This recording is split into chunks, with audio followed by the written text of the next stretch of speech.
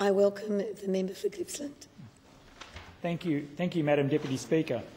I rise today to speak on behalf of Gippsland farmers who are urging the federal government to continue to provide drought assistance in my electorate.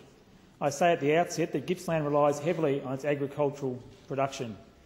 We're a world-class producer of dairy products, and in normal circumstances, our lamb and wool producers, along with our beef farmers and horticulturalists, are strong and viable enterprises.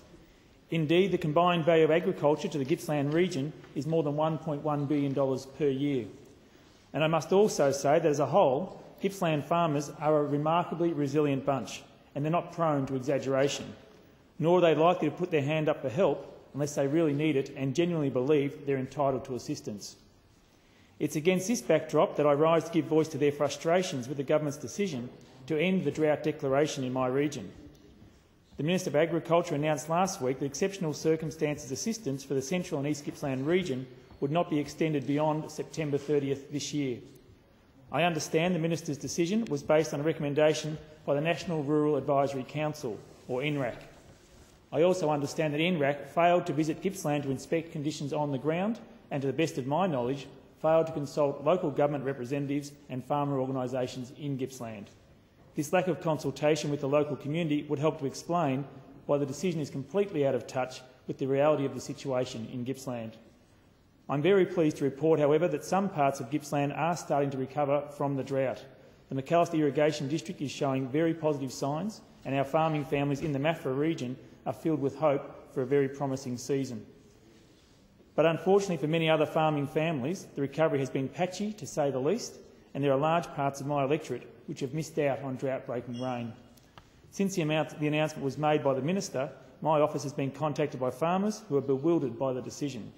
They're still experiencing a significant rainfall deficit compared to normal years. They're reporting conditions which are as severe as anything they have experienced in decades on the land. There's no sign of recovery, and they're still faced with the exceptional circumstances of a prolonged drought. Farming families in the Tambo Valley, the Omeo and Banamba regions, the Buchan Valley through to Galantaby and Tubbut, on the Red Gum Plains around Bengwarden, Merloo, Hillside and Lindenow, farms around Cowar and Seaton, and at Mount Taylor near Bensdale, then further south to Yarram, Woodside, Giffard and Seaspray. They're all contacting my office and reporting the continuation of extremely dry conditions. I recently visited Buchan, and the drought has left the hillsides barren, and locals tell me it's the worst that they've ever seen. Tomorrow I'll visit Swiss Creek in the Tambo Valley, and I'll also inspect the Omeo and Banamba regions, where local farmers have invited me onto their properties. And as much as I love this part of my electorate, I'm not looking forward to the visit.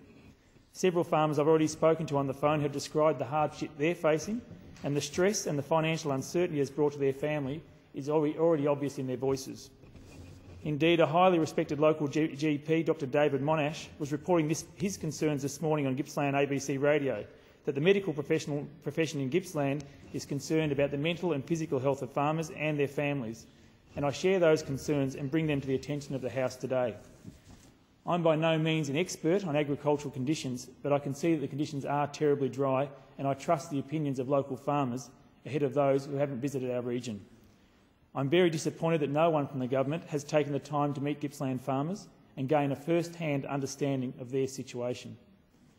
I invite the Minister for Agriculture and the experts from NRAC to come back to Gippsland and take a closer look at the conditions in our region.